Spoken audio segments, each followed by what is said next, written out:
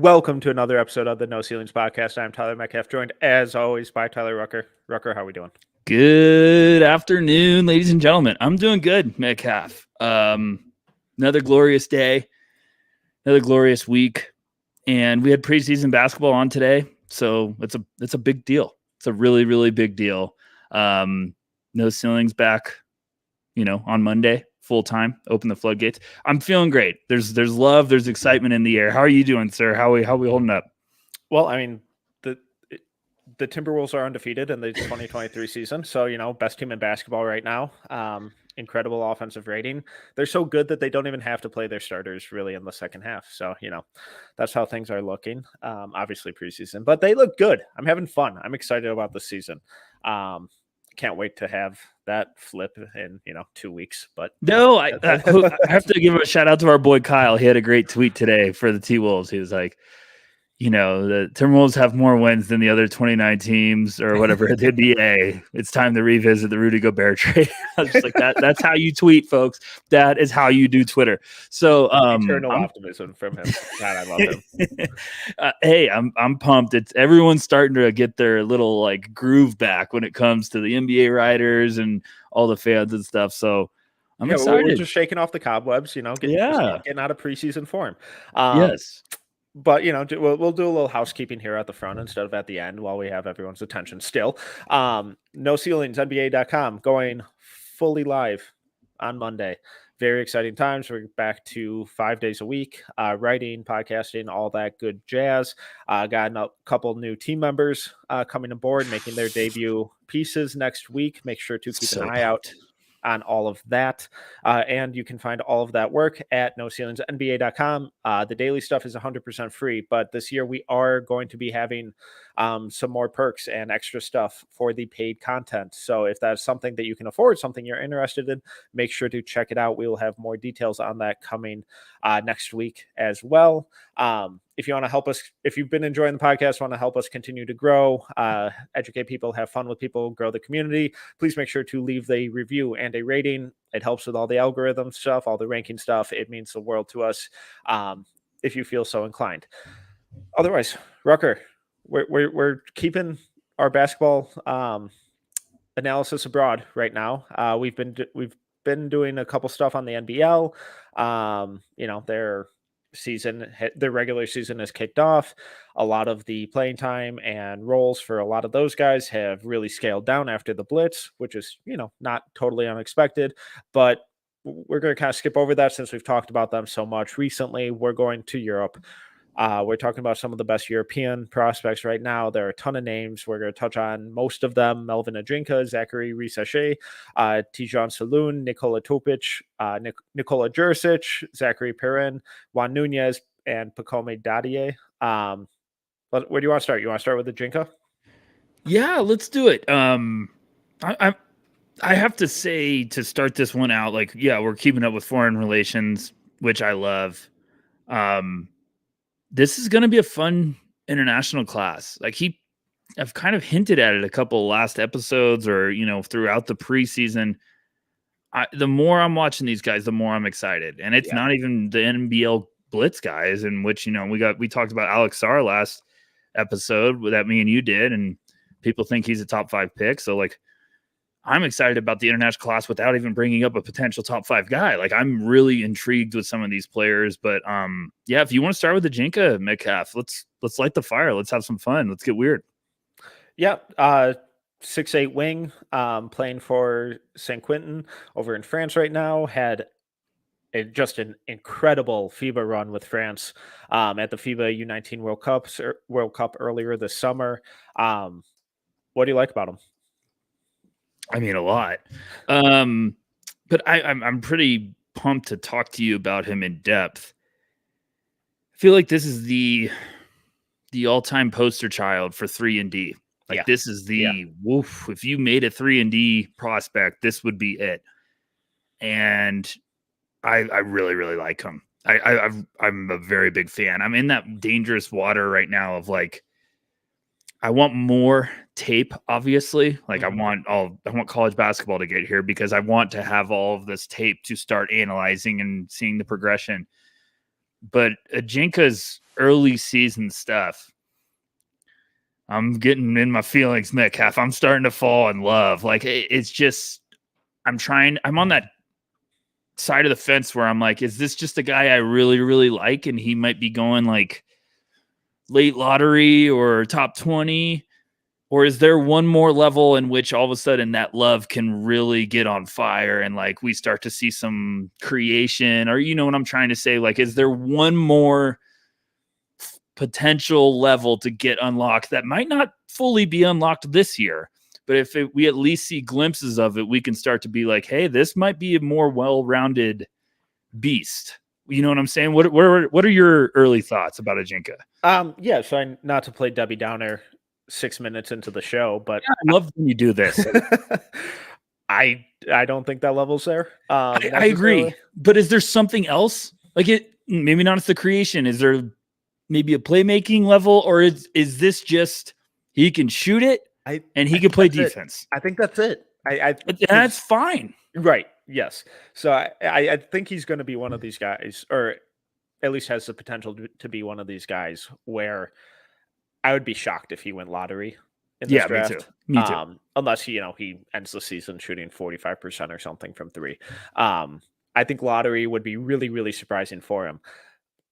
20s, end of first round, and then 5-10 years from now, when we do redrafts or whatever, and we're like top 10, let's take Melvin Ajinca. Look at just solid 10-year career where he was consistently producing, really high-level role player.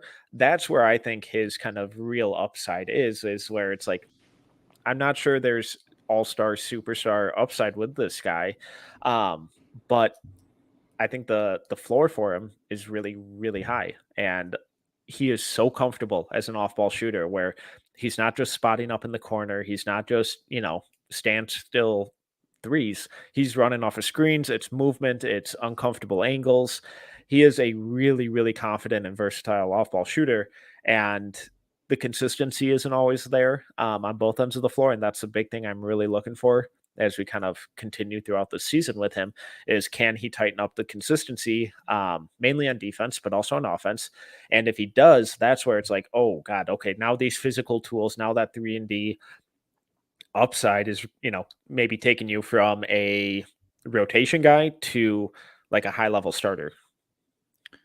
He is the guy that every playoff team would be like drooling in the draft, like literally a battle royale cage match to add Melvin Ajinca to your rotation. I feel like I told you months ago, I was like, this seems like this is the Rodney Hood 2.0 of like almost like a bulked up Rodney Hood, like kind of hopefully just stays healthy. But like, I love watching him play because it just feels like this is a missing ingredient for every team to be like, oh gosh, we're going to be nasty for years. And I'm talking like the Denver Nuggets. You add Melvin Ajinca to them, or you add him to the Milwaukee Bucks. You add him to the Boston Celtics. I know everyone right now will be like, well, they don't have those first round picks. You get my point. I'm just saying every team would be lining up to add this guy. And then you get to a point where maybe there's a team that's right on the edge of getting to the playoffs that are like, hey, we would really like him. Or maybe a team trades up to add him as another first round kicker. He's just a desired commodity. And I have liked a lot of what I've seen with his game. He's gets a shot up quick, lefty, smooth stroke. I like the fundamentals. I think he's incredibly big-bodied. Yeah, I just is a very easy valuation because I'm like, I'm on board. Shout out to KOC. We posted I posted an Ajinca stat like box score on our Twitter feed, and he's like, love those French players. I was like, yeah, I get it. And he said like, I love Ajinca, but it's just funny. It's a very quick, easy one. Like I'm in on the Ajinca Express, and I've talked to some people. I know Maxwell's texted me, and he's like, "Do you like?" I was like, "Oh, I love Ajinca. I'm in." Same. It's just how high is that love gonna get me? So, what were you gonna say? Go ahead. Where you are with the defense, because there are flashes where he's locking guys down on the perimeter, where he's rotating, and then there's other stuff where it's like, what happened to your fundamentals? Like what you're coming out of your stance, you're turning your back on your guy off ball. do you think it's just a thing of age and youth and inconsistency, or do you think there's kind of a bigger red flag there? I think probably age and consistency. I mean, I've seen some stuff where I even sent you a clip kind of offline, and I was like, just one of those clips where I was like, is he in the wrong spot, or is this a perfect rotation? Or I said, this is a perfect nightmare for a defense where it's just like, you tip your hat. And yeah, you were right. You told me, and you were like, I think he's in the right place, but just makes a little mistake. And I was like, yeah, that's okay. Just double check. And sometimes that's what we do as scouts. It's like, can I get another pair of eyes, please? Can I phone a friend? I wanted to ask you, does he have my least favorite quality as a defender? And he has the heavy hands where I'm like, get him back, get your hands up. I swear I'm like an old man watching a son in the stands, just being like, get your hands up when I watch film on defense. Like, he looks like he has really good feet to me to be a monster defensively, just on ball. But I think I understand where you're leaning, where like there's some lapses, there's some, but I've also seen him play great defense, and some guys hit some shots on him, and he's ready to go the next possession. But where are you at? I think it's more so just a youth thing where he overhelps, where he, just, when he rotates, it's an extra 3 steps instead of, stopping where it should be. And then he's out of place to recover. And then it's just some laziness stuff. Not intentionally or damning when I say lazy, I know how that sounds, but where it's lacking attention to detail and finishing out the entire possession. But then he'll have some possessions where it's like he's a menace and he's sliding his feet, he's bodying guys off their drive, he's tagging and recovering, and it's like, why isn't this here all the time? It's like, oh well, probably because you're like 19. So I'm really encouraged by it. And then it's like, if that really does become more consistent and we just see steps in the right direction, I don't need him to be, Marcus Smart this year defensively, but if he just continues to trend in the right direction and it improves week by week, month over month, and come draft time, that's where it's like, okay, I think your floor is 7th, 8th guy in a rotation who's getting 15 minutes a night. I think that's worth a pick in the 20s easily, even if there isn't necessarily that super high level upside. I feel really, really good about bringing you into a roster, and guys like that are just really easy to kind of plug and play. I mean, I don't think he's in this. I don't think he's this player. So I'm going to say that before you get mad at me. This will be fun. This will be fun. But like early career Jaden McDaniels of just like come in. You mean Jaden McDaniels who's in his like 3rd year? Yes. I'm talking about like Jaden McDaniels of like what he had to do to be a guy and around the league that was like, he's playing. And then Jaden has way more of a bag, and Jaden's an offensive threat, and he's just scratching about the surface about how good he's going to be. And that extension is going to be so awesome. It's going to be humongous. I'm so ready for it. Plus. It's going to be great. They're going to give him the Minnesota Vikings as a kicker. No pun intended. Well, but that might be a negative value. But stop. That did not. We could have had fun with that. No, but what I'm saying is like Ajinca is just every team's going to be like, yeah. Even if he's our 5th guy in the lineup, woo!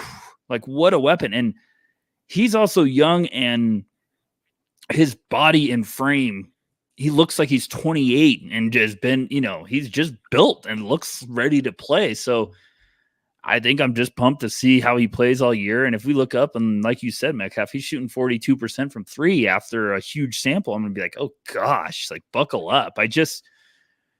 There's too many good things where I see him moving off of screens, catch and shoot, gets it up lightning quick sometimes. I mean, he almost has that little Michael Redd to his game too. Yeah. So it's just, I'm a sucker for lefties, especially guys that can shoot and root and move and stuff like that. So it's been a fun like circle him in green and be like, yeah, I'm in on Ajinca. Anyone can talk to me about Melvin. I'm going to be pumped about him.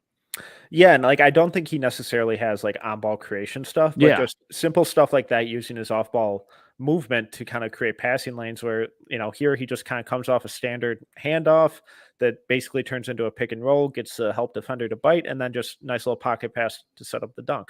Little just kind of connective passing stuff like that, I think will just really take his offense to the next level.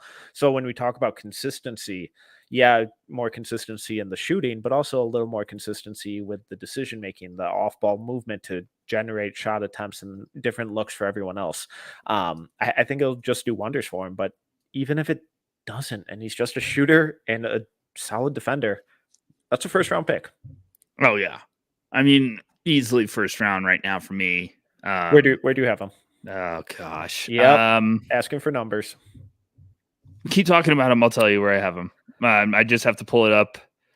Gosh, as everyone can tell, I'm not in my typical environment. I'm a road warrior currently, so I'm trying to get my list up. So I currently have him at 21. And I think that floor as a rotation player, that 3-and-D wing, being a top 8 guy in a rotation, I think that's more than worthy of the 21st pick. And obviously that's right now on October 5th. I haven't updated my board. Need to. Probably what I'm going to do tonight now as I'm saying this. I had him at 24. I would move him to 20 right now. Okay. And that's not me trying to compete with you. I'm just looking at the names I have. I had Darlin at 20 before. I would move Melvin ahead of him. Okay. And I'm a big fan. That's just an easy. I feel like that's going to be one of those picks that when we're doing the draft night stream, the moment he gets selected, we're all going to be like, good pick. Yeah. Like, great pick. Just moving on. Great pick. You got a good guy. Like, add another piece to the puzzle. It'll be a really interesting kind of case study between him and other guys where it's with him, it's like, you kind of know what you're getting.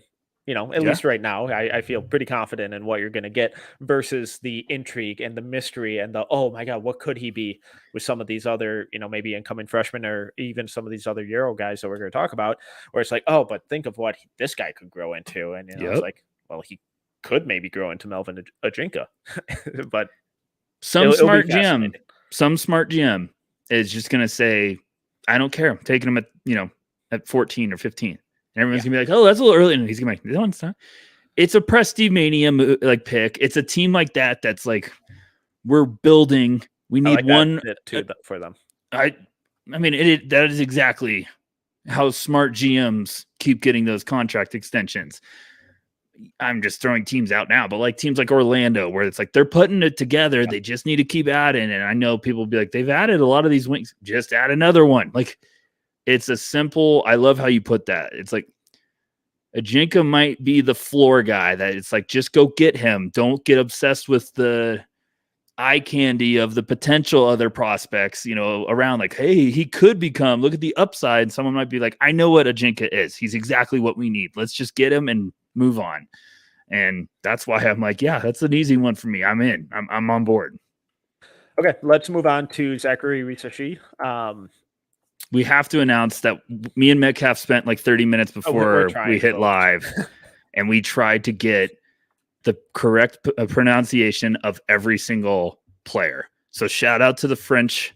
Vive la France. I've been talking to some diehard French prospect fans, and we're trying. We're trying to correct.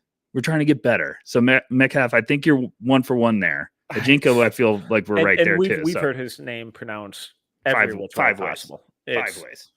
Infuriating. But as kind of seamless and straightforward as the Ajinca eval seems right now, I think Zacharie's is the complete opposite, where I think he could be extremely polarizing on a lot of boards right now. Here's where I'm at with him. Okay. I'm excited to talk this out with you. This is a little draft therapy session. And you can tell me if I'm crazy.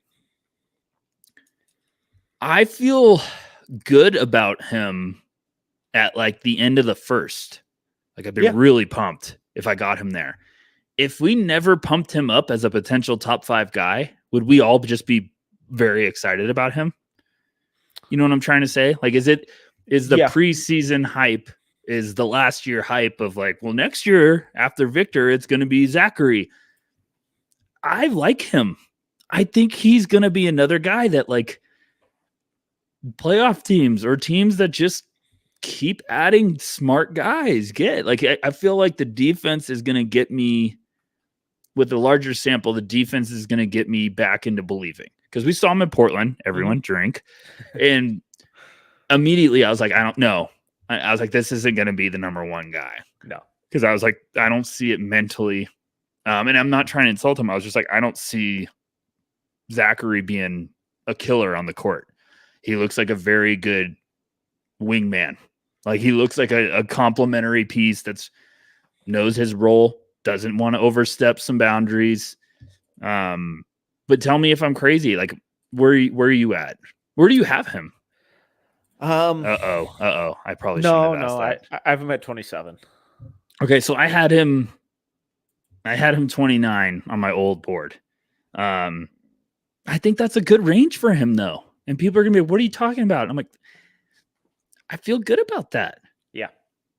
What do you like? What do you like? What are you scared about? Talk to me. So I like the defense, and at his size, that versatility, I think he's a really, really, really, really good defender. And I think the length, the footwork, the mentality, I think it all really shines on defense, and you really see it and we saw it in Portland too, where he was a different player when he was defending than when he was on offense. And unfortunately, as tenacious and, into it and, engaged as he is on defense, that completely disappears on the other end of the court. And he has been, over the last 8 months, he has been a complete zero on offense, essentially. And, I know he just had a nice 15-point game the other day. Did he have another one? Has he had 2 games in a row that were pretty solid? Okay, just one? No, because the one on the third against Strasbourg, he barely did anything. Right. Okay. And, he's one of these guys where it's like, unless you're really cued in on him, you forget he's on the floor on offense. And that's really, really concerning. Going back to FIBA, he's supposed to be the guy. And in that championship game against Spain, he had 1 shot attempt and 0 points in the finals. Like, I don't need him to be Kevin Durant out there. I don't need him to be Brandon Ingram out there, but I need him to take a goddamn shot every now and then and enforce his will a little bit and impose himself on the game a little bit, because I think there's some really good passing upside with him. I think the shot is solid. I think he moves really well off ball, but he is just the scoring instincts right now are just not there. It's why, Intel's everything. Because this is a player right now that I need him to be aggressive. Like I'm telling you, I need him to be way more aggressive if he's going to have a shot to really cement himself as a firm first-round guy. And that's why you do preseason, that's why all of us at No Ceilings are reaching out to guys to be like, what's the vibe? Like, what are we feeling about some of these guys early on in the year? How are they looking in camp? How are they looking in practice? What's, and Zacharie's one of those guys. It's been like one of my main targets, if you want to put it that way, to start the year, where I'm like, I want to see what's the vibe with Zaccharie, because there's a lot of impressive stuff. Like I said, me and you saw him in person, Corey and Albert, we were there, and there's a lot of really intriguing, impressive stuff. He's smooth when things are good and things are clicking. Yeah, he looks very fun and a fun talent, but the ghost factor is still one of my favorite things of scouting. Like, if you're on the court and I can go 3 minutes of game time and forget you're out there, we've got problems. Yeah. But he makes some beautiful plays that you're just like, okay, just when I want to get out, you bring me back in. And he's had a couple good, intriguing performances. It's consistency. Like, if he has 4 in a row where he's looking great, we're all going to be like, okay, here we go. Like, buckle up. Let's see what's up. But I just want to know, like, what player are we getting with Zaccharie? Are we getting a good defensive, versatile, switchable defender with playmaking upside? Okay, that's fine. But if he just started getting a little bit more aggressive offensively, I feel like we'd really start getting ourselves into an interesting conversation. And, you know, the talks I've had with some people I trust around the NBA have confirmed kind of what I've thought of him, of just like, I need him to be more aggressive. And I think you're telling me the same thing, Metcalf. Yeah, and I think right now you got to kind of view him as just this defensive stopper with untapped offensive upside, where you just kind of have to believe in your development organization and in the kid himself that there's another level for him to get to offensively. Because I mean, I was showing some clips there. There's some real passing instincts. There's some good off ball stuff. I think he's a solid cutter when he wants to be.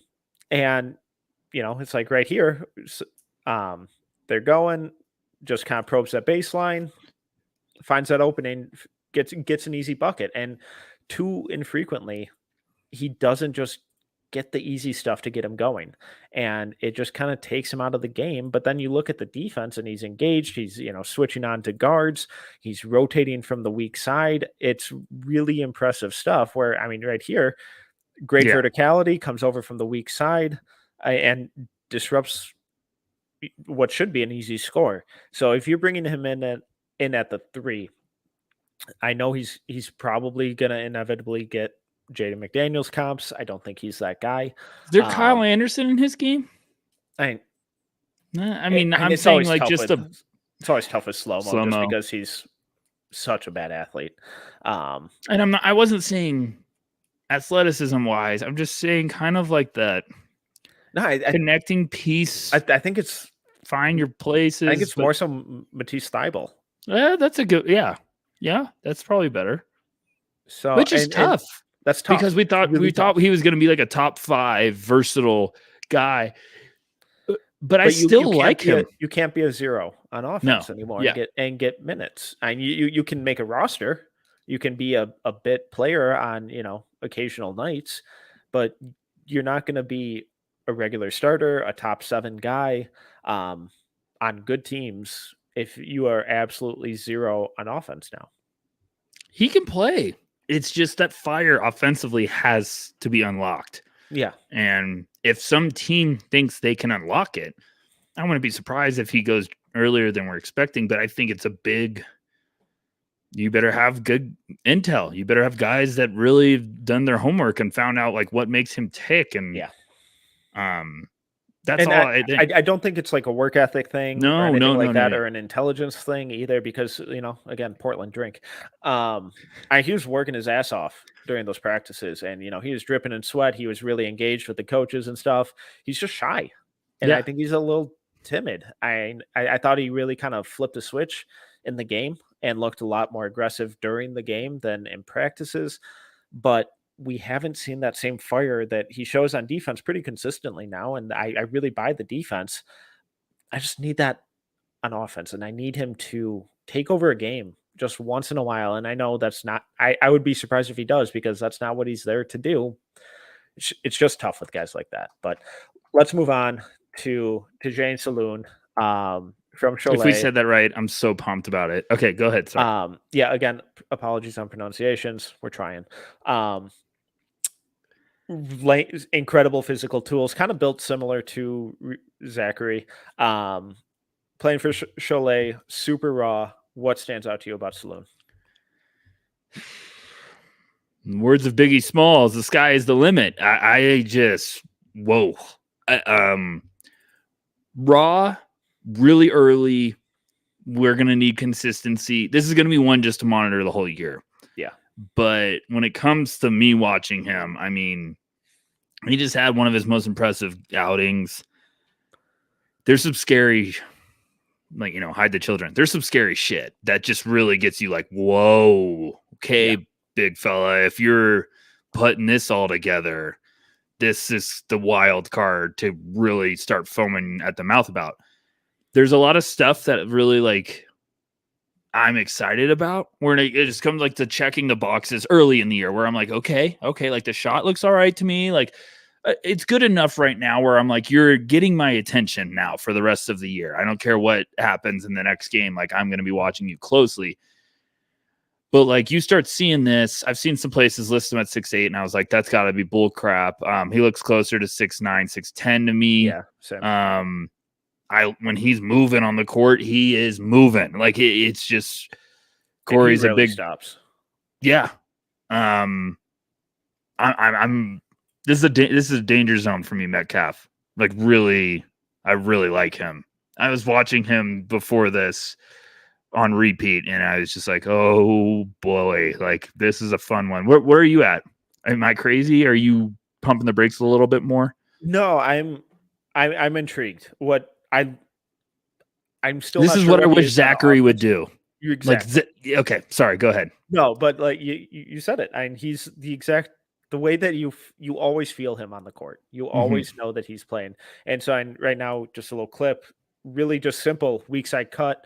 His defender completely abandons him, doubles in the post. He cuts to the opposite block, open dunk. But he is constantly moving on offense, which, creates cuts like that, easy play finishes at the rim, offensive rebounds, extra possessions. And then he's doing that on defense too. I'm really, really intrigued. And the other week, I was like, I don't buy this shot at all. And I think I caught a catch and shoot, or like a movement 3 on the wing. I paused it in the middle of his mechanics. And I think I just am being too influenced by that, because like the alignment with his lower body and upper body was completely off. It looked like he was like sitting in a chair. And I was like, okay, part of this is probably angle. It's one attempt, but it's like, he's still shooting 5 times a game from 3, maybe not that much, but a handful of times per game. He has confidence. It looks pretty fluid.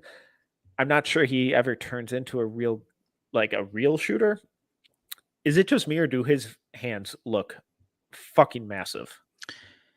He looks like and how much could that influence his shot? Because it feels like there's a lot of kind of directional stuff where it's going right a lot. And is that just because his hands are so big and he's getting way too much thumb and index finger on it? He looks humongous. Salaun, right? Did I say it right? Because I'm always in my own head. So. Okay. We'll call him no, okay, it's Tidjane. Tidjane. Dang it. We practiced like 15 different pronunciations, and then we listened to someone say, he looks like beginning of the year. I had him, I want to say, like, I had him in my first, like, I swear, because of the FIBA play. Like, I was just like, this dude looks like he has freakish stuff. And I was like, is it going to come together? And what I like about these guys so much is it makes you go back and rewatch that stuff. Yeah. Because I'm convinced he's put on good weight. I'm convinced the stuff looks even smoother than it did before. I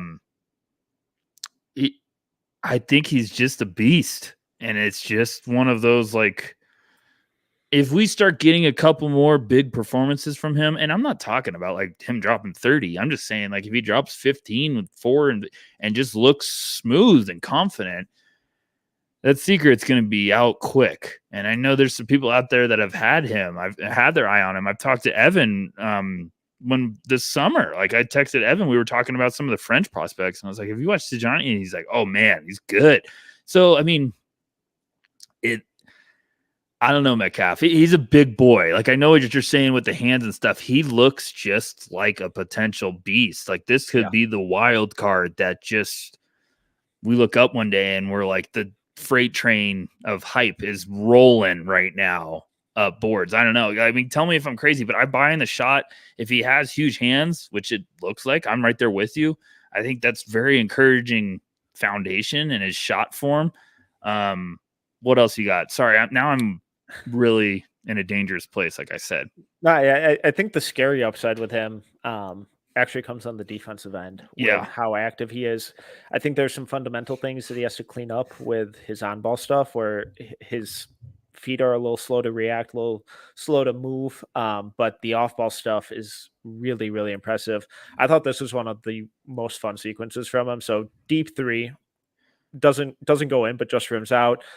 Gets back in transition, reads the pass, picks it off, saves the ball, and then runs back down, beats everyone back down in transition, flares back out to the corner, and then this is where that cut comes from.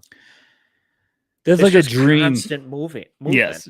that's a dream sequence as an evaluator. Because he's even holding his arms up to get the pass, and I'm like, he looks stretched out, like he's gonna have a freakish wingspan. He just turned 18.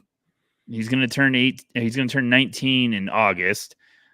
I mean, it's listed at 6'9", 203. I feel like he looks much bigger than that. Yeah. But then I even get into some of like the weak side rotation stuff, wearing great tag there, forces a kick out, just really good rotation, and from a really young guy. And again, tags the roller that there, play. Sticks his hand in, just really instinctual, perfect timing, doesn't get a foul. I watched that play like 15 times. For everyone listening, it's just a great example. Not watching, it's just a great example of. I love the activity with your hand, and I've always talked about how I'm a sucker for guys that don't let their feet sit in cement. Like, you keep your feet active, you stay aware, you keep moving. And I mean, we just showed a number of clips of him doing that, staying active offensively, defensively, with that size, with that length. I mean, right now it's just kind of it's like drinking an espresso shot when you watch his film. It's just kind of like, I'm up. All right, I'm awake. I don't know. I'm guys like this make me go get the schedule for like the upcoming schedule. And I'm like, when is he playing? And that's my favorite part of evaluating. Like, normally you'll do that with a lot of guys, but I'll watch film and I'll watch like 10 guys. And then if I watch a guy like this and he just like has me foaming at the mouth, I'll be like, is he playing tomorrow somehow? Like, I'll wake up early and watch it. And that's what I love about evaluating so much. Like, I'm ready to get every game I possibly can. So, I'm a huge fan. I'm very excited. And it wouldn't shock me if he has a Koulibaly-esque rise. I really think that's in the cards for him, especially with just the uncertainty of this draft. Keep an eye on him. His name's going to be popping up a ton from now until draft time. But let's move on to someone else who is also skyrocketing up boards. Nikola Topic, point guard from Mega. What do you like? What do you dislike? Talk to me. I need you to hit me with it. I feel like you're really good with weathering the storm. I feel like when everyone starts getting crazy, I can lean on Metcalf to balance it out. I like Nikola. The funny thing is, like, they have 15 guys named Nikola. Djurisic also, like, I'm talking about Djurisic here. I know we're talking about Topic. I watched Djurisic because I'll never stop believing. And I watched him early in the year, one of his games, and he looked great. I thought he looked solid, and I was just like, come on, just one more level, and I'm so in. And every time I was watching, like, Topic just kept standing out. And I was like, oh man, who's this kid? Like, I was like, I know who he is, but I was just like, when you know a name and then you're just like, okay, are you really in now? Like, are you really going to be a guy for this year? That started happening where I was like, I already know who Topic is from like summer play and just his name popping up, and everyone's named Nikola for Serbia and they're all good. But, he had my attention. I had him. I was like, yeah, when it's time, I'm going to be ready to rock for him. And when I was watching Djurisic, I was like, man, just keeps looking good, keeps making plays.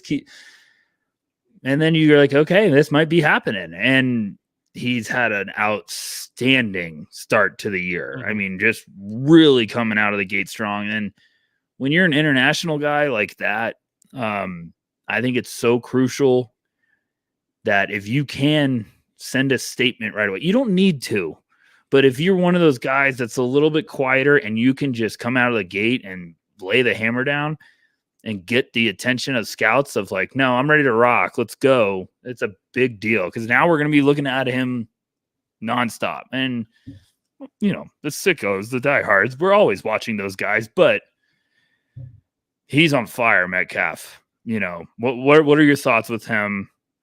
How do you think some people are crazy? I don't know. Hit me with it. I definitely get the excitement. It's October. We should be excited. This is the time to get excited.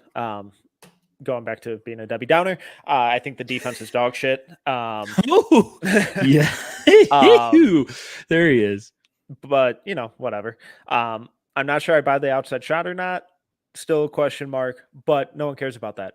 He's fun. The on-ball creation stuff with him is incredibly fun, and he somehow just gets to the rim whenever he wants. I think he's got a good first step, but isn't like an elite athlete. Just a nice little blow by, changes the angle at the rim, which is just a really nice adjustment to avoid the shot blocker.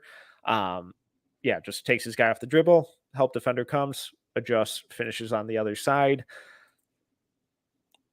Another one where he's just taking his guy off the dribble, just super confident, just, see ya, extension finish. It's incredibly easy for him. And then just even adds a little flair with the spin. On this one, just comes off the screen, spins against momentum, finishes. And just the way that he changes angles with his at-rim finishing and his playmaking, it's all really, really impressive. And a lot of stuff that guys his age don't really do. Here he's just running pick and roll again, just changes the angle to find his roller where he's getting blitzed. His teammate fumbles the ball here, but he gets blitzed there, pivots back, changes the angle, delivers a perfect pass. That kind of creativity, that kind of ingenuity and ability to improvise on ball, it's all really, really impressive. And most of it comes out of the pick and roll and then drives and stuff. But then he also has that ability to read the weak side corner and make live dribble passes like that, where he's, again, changing the angle, but finding open shooters right off the bounce and really quickly. So I think the on-ball creation stuff is very real. I don't know how it'll be fascinating to see how the kind of rim pressure stuff continues throughout the season. If the shot doesn't continue to take a step in the right direction and defenders can just go under everything and, give him that cushion. But right now he is electric and just consistently putting up like 20 plus a game. Another guy that just turned 18 in August. So he's going to be young. Talking around 6'5-ish, 6'6-ish, 200 pounds, wherever you want to put it. I'm just going off real GM sometimes, folks. Like, just don't shoot the messenger. He looks big. Or if you have better information, send it to us. Yeah, if you have that, I love that. Those are my favorite DMs. I get them all the time, and I love them. I'm like, thank you. I appreciate that. Like, someone will be like, I talked to him. He's both. Thank you. Thank you very much. You've helped me. You've skipped me 3 months of looking down the dark web. Offense is just a joy to watch. Yeah. Like, that's what I'm talking about. When I watch Djurisic, then all of a sudden you see this other guy just like, whoa. And it's the feel and creativity and mindset and, that play where he's driving down the lane and has someone on his shoulder and then just the smoothness to finish on the other side. It just looks natural and gorgeous. And then he does throw some of those dimes. You're just like, woof. There's a very mature understanding of the game offensively. So offensively, yeah, I get it. He's going to be a highlight machine. People are going to be drooling for him offensively. It's just going to come down to, do we buy the defense can be okay? Do we find the intel? Is he a hard worker? That's intel with these guys. Because if teams do their homework and they're like, yeah, the defense scares us, but smart kid, hard worker, we think we can, unlock it to get to a respectable level, then it's a dangerous prospect because of all the stuff he can do offensively. But I think it's interesting what you're saying, like finishing, stuff like that. Like, that's where we get to a point where there's a lot of really talented basketball players in Serbia, guys. Like, we've seen this. That's one of my favorite countries I've ever visited, because if you talk about basketball there, they love you. And it's awesome. It's just a fantastic place. I understand why Jokic loves to go home immediately. But you have to have a lot of stuff to be able to stick at the NBA level. And I think that's where it's like, I love Topic. I think he's awesome. Hot Topic's also one of my favorite nicknames ever. So I really want him to be awesome. But you got to watch closely and see if we can buy the rest of the skills coming along. And because I think he has a lot of elite skills right now. I think he's very creative with the ball in his hands. I think he's incredibly creative. Fantastic feel for the game. And he's going to have plus size. It's just now let's really watch. Now let's really start to dissect stuff. And, because I think when you start to see a guy like this and we have an idea, we have like kind of the crazy early ideas of like, hey, could this be a top 20 guy? Could this be a top 15 guy? Then you start nitpicking because you're putting someone in a serious territory fast. But it's just the guy that's really got our attention with no college basketball starting. So another one, like, that's why I'm like, hey, everyone that says this class sucks, bet. Let's give us some time. We've got some real dogs coming in to throw their name into the ring. Okay, let's pivot to his teammate, Nikola Djurisic. Yeah. You tried so hard last year. My knight in shining armor. Are you still on that bandwagon, or I'm still in? I'm not. I'm still in. I'm still buying. Screw that. I'm going to go down swinging. I just like the way he plays the game. He's big body, around 6'8". He's got handles. He's got some fantastic feel too. He has the most confusing shot I've ever seen. Because I feel, did you watch a bunch of him, Metcalf? It almost feels better. It looks better to me this year. And I'm just like, if he got to 38% at the end of the year, I'd be like, someone is going to unlock a demon. I just like the way he plays. So yeah, no, I'm never gonna stop fighting. Never. I will never give up on my boy Djurisic. Dirty Dancer in the comments. Djurisic best aspect is his passing. 1000% agree. 100%. Just some of the drive and kick stuff. I think his slashing looks a lot better this year, and his ability to pressure the rim, and then find teammates out of those drives has been really, really impressive. It's just a shot. It always is. And I think it looks solid from the mid-range, but he's never going to be one of those guys where an NBA team's going to be like, yeah, go take a dozen mid-range jumpers a game. He's never going to be it. He has to figure out what is happening from three, and it hasn't gotten there yet. He had one game the other day where he shot better. It looked solid, like you said. The mechanics, I don't think there's anything inherently wrong, which almost worries me more about his depth perception or just his overall touch. It's weird. And the fact that someone with that playmaking talent can't figure out the rest of the offense yet is so frustrating. Let's do a really early this or that. I love to throw it back at you. Oh, Jesus. Let me. Ajinca. I have to scroll. Sorry. Ajinca or Risacher? Oh, it'll depend on what team I am, but based on my big board right now, Ajinca. Okay. Yeah, I actually think that's the correct answer. Topic or Ajinca? Ajinca. Wow, that's where I think we're getting some fun area. Djurisic or Taron Armstrong? Oh, Taron. The funny thing is, now that Taron looks like he wants to give a shit defensively, and he's like actually made it and he's looking like the best defensive point guard in this draft class right now. Like now, now he looks like he's just like really going to bat to try to find another level of his game. I would be like, yeah, I think so. That's my thing with Djurisic is I think he knows. I know what the level is. I know what I have to have come around, and it's just. The first game I watched him in the year, he took a 3, and I was like, whoa, that looked way better. Like, way smoother. It looked like no hesitation, it just looked smooth. And then I watched, and I'm like, why is he shooting 20% from 3? If I shot, like, it would be the most frustrating thing ever.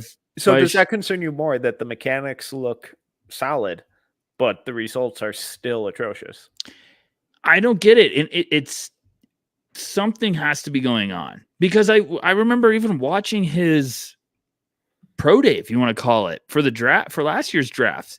And every shot he's like, that's the one clip I'm watching his shot more than any single clip that goes online. I'm like, what is the deal with it? And I don't know. I'm gonna probably text one of my favorite Intel guys after this and be like, what the hell's going on? Can you tell me what the problem is? This is one of my favorite. But I remember texting that same person last year and being like, I like Djurisic. And it was like, start at the end of the year. And he's like, I like him too. And I'm like, well, then what the hell's going on? Like, why can't he shoot 35% and just be a great point guard or a great wing? It's just weird. So, no, to answer your question, no, I'm not selling stock. I'm there.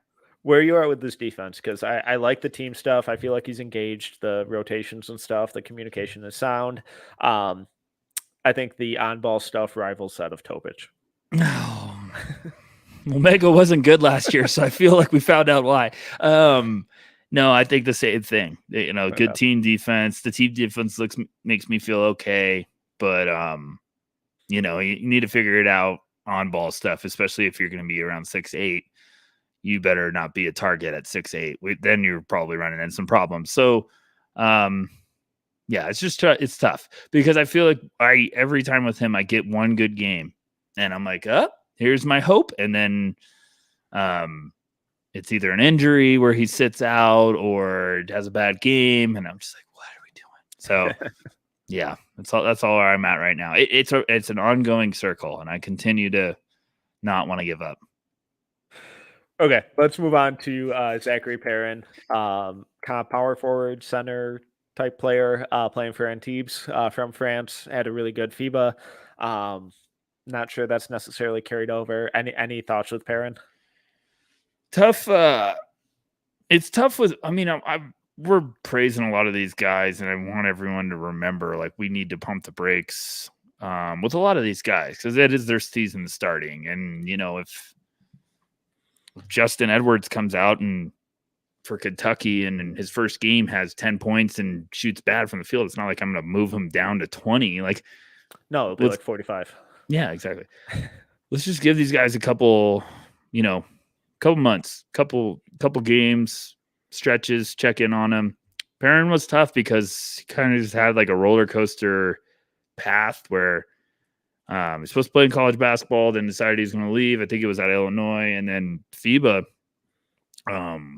looked fantastic. Like, just was like the energizer, nasty guy that I was like, man, this dude just keeps making big time plays where it's like an offensive rebound and a dunk. And yeah, but that's the tough part also with those guys in FIBA is you're like, this is just a good guy on a team with a lot of good guys, like, where he's just making his impact because life's easier with so much talent around him. But yeah, nothing really too crazy to report early on this year so far. Is that accurate for you too? Or do you think it's just like, we'll see? I think his defense has been really impressive, and I think there's a lot of versatility and upside there with him. He moves his feet well. He's really, really smart as a defender, really high-level rebounder, comfortable with the ball, good ball skills, especially for his position. So, there's some grab-and-go potential, some DHO stuff, feed him at the top of the arc, at the elbow, let him, play make a little bit out of there. It's the offense, though. There's... The shot isn't there. He's never even looking to take it. Guys are sitting in the paint when defending him when he's out above the arc.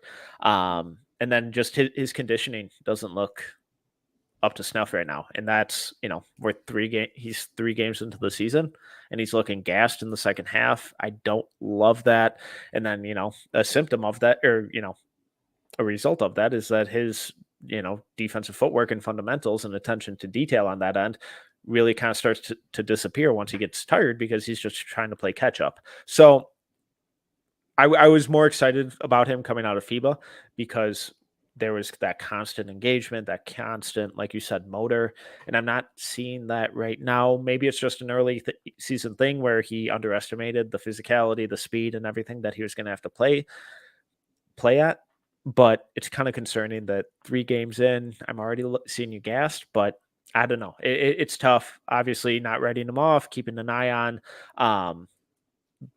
there's a lot of potential there. There's a lot of reasons to talk yourself into him. It's just, is he going to kind of keep it up? Let's move on to Juan Nunez, Spanish point guard, playing for Ratio Farm, uber creative.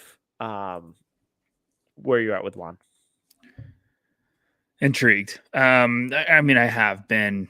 It's just one of those things with Juan. I think I need the outside shot to come around on a consistent level for a large sample size for me to kind of start buying in, because I think he's incredibly, gifted, good feel, good playmaking ability. Obviously, he played in the Olympics with Spain. That was a great experience. Or not the Olympics, I'm sorry, the World Cup. I'm stuck on the Olympic talk today because me and Metcalf started the episode talking about, like, are you shocked Embiid's going to play for Team USA? Like, we were like, whoa, okay. Which I still am shocked. That team's going to be very nasty. Yeah. I can't wait for the terrible nickname they give this team, especially with LeBron playing.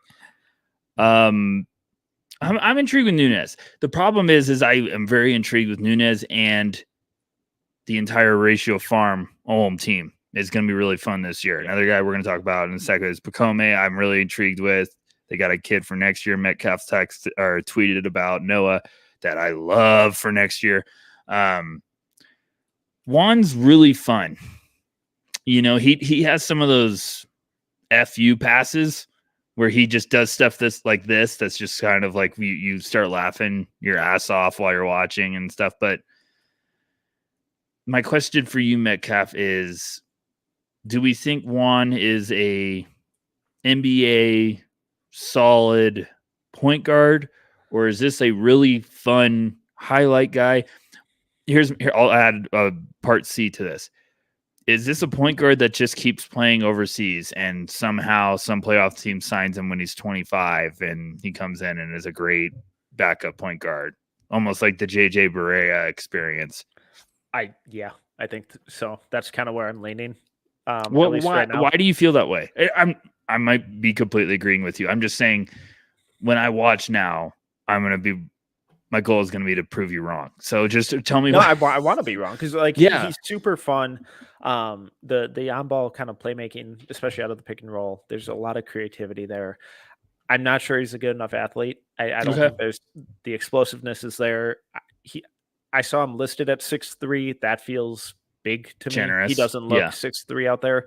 I don't really buy the shot. It's funky. It's kind of like the side of the head catapult release type thing.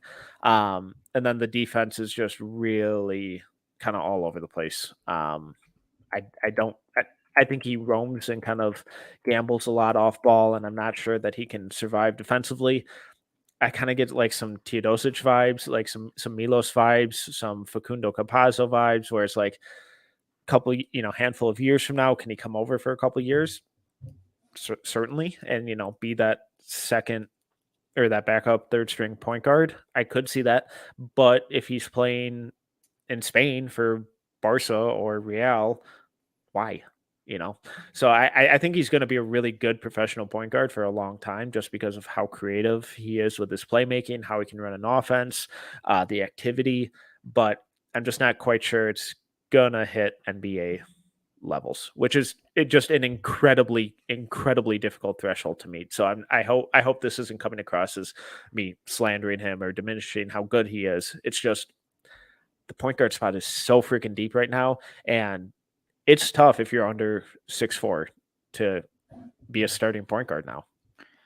I want to go off of a little bit. I guess you could say we could go sidetrack it, but I want to go off of what you just said, because it's a really important part of this class that not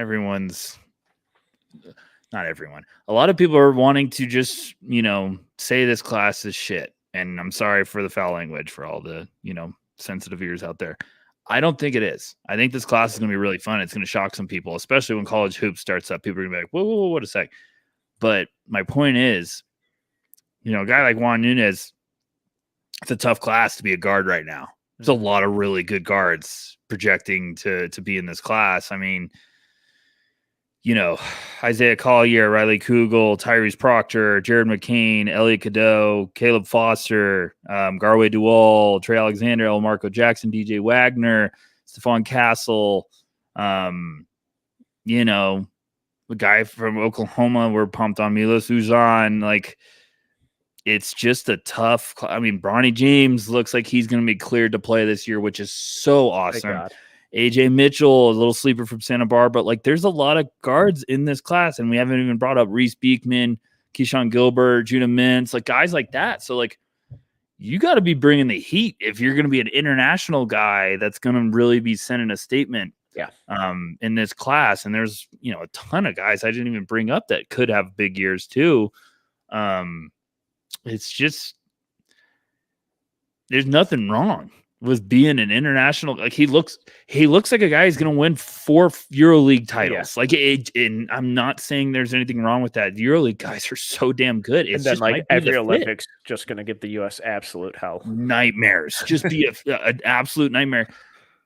And just because we're saying, like, well, hey, maybe he's not a top 30 pick right now, doesn't mean Juan couldn't be a damn good basketball player and one of the top point guards. And, the Spurs sign him in 4 years and win 15 championships. Like, it's just, I don't know. But I'm going to be watching him because he's exciting. And I want to be like, kind of like, oh, maybe there is a little bit more to his game. And we have someone that's going to be on our team that, for No Ceilings, that we're going to announce soon, that I'm very excited to talk international prospects with this year. So, yeah, that's all I got. Unless you got anything else. Yeah, let's talk about his teammate. Dadiet. Of course we should. So I love Pacome. Clearly, you just forgot about him. My goodness. No, well, I thought you were trying to pull out some clips. No. Dadiet, man, that is my guy. I'm all in very early. Ooh, define all in. I have him in my first. Oh, yeah. I've watched them all, and when I do something that aggressive, I have to be backing it up. So I've been locked and loaded. I watch Basketball Without Borders. I've got a buddy that works on the Ulm staff. He texted me last year, said, "Hey, this kid's coming to play with us. You need to be on the lookout for him." I was like, "I appreciate the tip." And I was like, give me the run by. We talked about him for a little bit. Pacome got hurt at the end of the year. So he was playing with the Orange Academy. He got hurt at the end of the year. And then I watched the Basketball Without Borders, and he was on the rosters. And the dude just kept making plays. And we're talking like 6'8", wing, athletic. Looks like he's got that right mindset that I look for with wings on the court, where, like, he's not afraid to get downhill. He'll finish with some finesse or finish with some power. And still young, big body. Like, just I buy the shot. Looks good. And it was funny because this summer, our own Evan texted me. He's like, "What do you think about this?" I was like, "I love him." And Evan is like, I've been watching a ton of him. The dude could play. So he had a good, I think it was his first game off the top of my head with Ulm. I think he had a good little stretch run where he finished with a nice little box score for like limited minutes. The big thing is, and I've talked to scouts, and I was like, "What do you think? Am I crazy?" And they're like, "No, you're not crazy. It's just how, like, I like him a lot. It's how much playing time is he going to get this year?" Because they have a really good team this year. Like, they had a good, strong team last year, but now they have a really, really strong team this year, deep. So it's how much playing time is he going to get? And in their second game, he barely played. Exactly. And it's I don't think it's talent. It's just the same thing as effort. No, none of that from what I've heard. None of that. It's just, I think it's simply just, hey, like, they're rising up the ranks and they're getting better and they're wanting to win games. And, like, we scout guys all the time that play in EuroLeague and they don't get a ton of run consistently. So it's like, okay, well, when they get run, let's watch. And I think Pacome is going to be one of those guys we just got to pay attention to because I love him. That's one of those wild ones that I'm like, hey, I'll be crazy for a year. I'll say, like, I absolutely love him, but I feel like I see it with him. And maybe it's not this year. Maybe it's next year. Maybe it is this year, and some teams smart and drafts him at some range. But have you watched a ton, Metcalf? Or yeah, I've watched all his games. Okay, so you're gonna be Buzz Killington right now? No. My only thing with him is, like you said, the opportunity. Seeing him play a good amount in their first game, then barely in their second, and then a good amount again in their third. It's like, what are we going to do? What are we doing here? Like that's so tough for a player to really get in a rhythm and really know how they're going to contribute on a nightly basis. I just think he's really raw.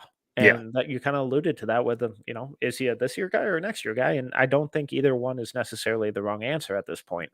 The work rate is really impressive. The defensive potential is through the roof. Clean up a few fundamental things, but a guy that plays that hard, I don't really have any concerns about that.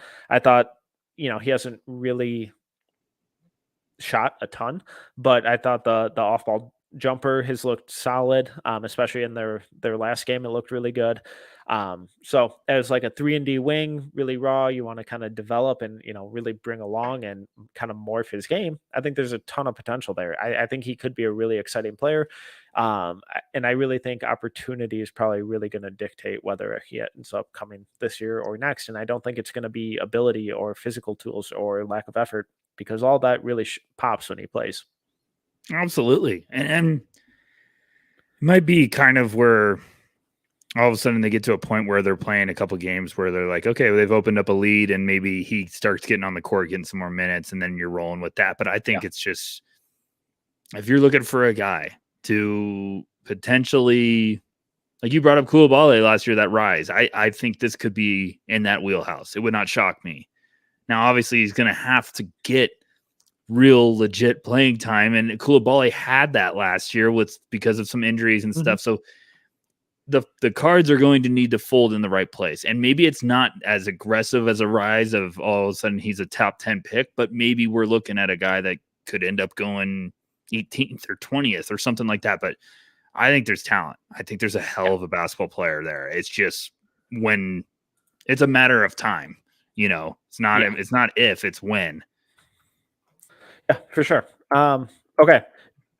Do you want to do green room? Yeah. Hell yeah, I want to do green room. Hell yeah, Okay. I want some ice cream. You kidding me? Let's do it. Okay, so review, because we had two on the fence. Yeah, so currently Jacoby Walter and Alex Sarr are the only ones in. Little teaser of the Jacoby Walter article coming next Friday over at Opening week Jacoby article. Let's go. Goddamn right. So those two are in, and then Ron Holland and Donovan Clingan were in line. I'm going to say no on Clingan. Because he got hurt? Because he's in a boot. And I don't know if you've ever been at a bar with someone in a boot or on crutches, but it is an absolute nightmare. They are always in the way. You always have to go get them a drink. They're tripping over stuff. People can't, it's the worst. So I'm going to say no on Clingan for now. But come December, when he's healthy and playing, I'll probably be a very strong yes. Okay, so I think that's a good rule, is you can't be in the green room if you're hurt. You cannot be admitted into the green room if you got hurt. Like if someone's in there and they get hurt, it's not like we're going to remove them. But if you're in line and you have a banged up, like you said, if you have a boot, we can't put a boot in the club. Like, come on. It's a weapon now. We can't do that. Okay. So Donovan's out for now. Yeah. Ron's in. I think Ron's in. Ron did enough. I agree. I need to know, though, for Ron, is he coming in with the goggles or without the goggles? I'm confused. We need to try to get him on the pod to talk about why sometimes he just feels like, is it just sometimes he feels like wearing the goggles? Because he went overseas and played in a game and threw down that monster dunk and he was wearing goggles. I've seen him in practices wearing goggles. Then he played those G League Ignite showcase games and he wasn't wearing them. So if he's going to do it, I need him to pull a Wendell Carter and bring back the retro thick 1990s I really need Kyle Anderson to start wearing those because he had that eye injury at the end of last year. So, but now he's just wearing like glasses. Yes. The NBA should make a rule. I need the goggles. Well, I'm talking about like you could either Wendell Carter had like the glasses that almost looked kind of cool, but I need someone to just rocking. Yeah. Slow-mo was definitely rocking those. I remember it now, but I need someone to just go all in and get the Horace Grant ones. Like someone's got to bring those back. Those were unbelievable. So, yeah, Yeah. Okay. Okay. We'll get Ron in. Ron's Okay, in. Ron Holland in. Any nominations from either this group or others to enter the line? Because we're only Okay, we're only admitting one per episode. Give me one.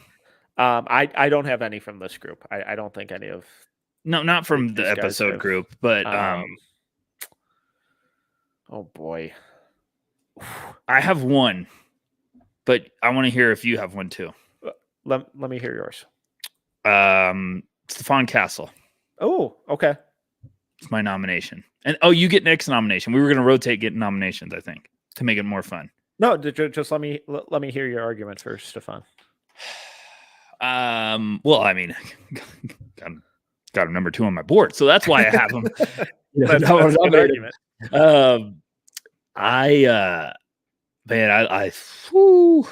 Probably one of the guys I'm most excited about watching this year. But when it comes to the green room, I think he's just going to be a connector. He's a big bodied guy. So it's not like we have an awkward guard in there that's like, 6 foot.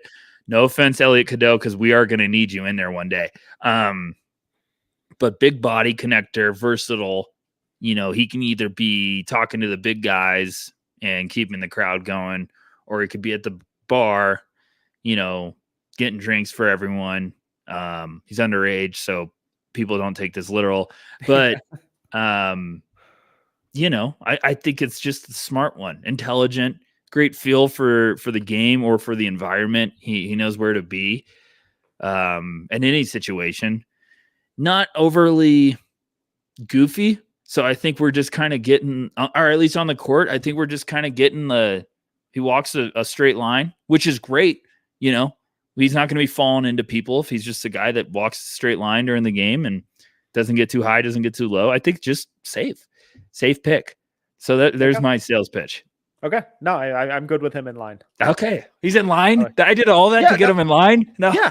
Yeah. We're only putting one person in a week. Yes. I like this. Okay. And then we get someone in line. So do you want to nominate someone in line and then we can just have debates on who gets in? This is fun now. Okay. We've made this more fun. I also have been working on the graphic. Hate it still. Absolutely hate it. So I think I might make a terrible video on purpose. So yeah, I'm excited. No, folks, it's intentionally bad. Yeah, I actually think I'm gonna make one of those just cheesy bad ones with some epic music. So okay. I'm gonna nominate Garway for that's a bold one. To be in line. I had a bolder one. Who is the bolder one? I have a crazy one, but I think I might wait for opening week of No Ceilings or when college basketball's back. It's someone that Maxwell just had an interview with, and you can't do it. Yeah, too early. No, I don't think. I think that's a really good one. That's actually a really good one. Okay. He had 2 people that I think you were thinking about. Oh no, I was talking about Milos. Okay, well there you go. Spoiler alert. Yeah, that's a pretty good one. That's a pretty spicy one. Okay, well, okay. So Castle and Duval in line. Yeah. Yeah. And then Duval, next time we talk about this, you have to give me your sales pitch for Duval. Okay. Or you can, I'll let you think about it. We'll battle it out next episode to see who gets in. But great. All right, great. Rucker, this was a blast. Thank you everyone for listening. He is Tyler Rucker. You can find him on Twitter at Tyler_Rucker. You can follow me on Twitter at TMetcalf11. If you enjoyed this episode, please make sure to subscribe, leave a review, and 5-star rating. Till next time. See ya.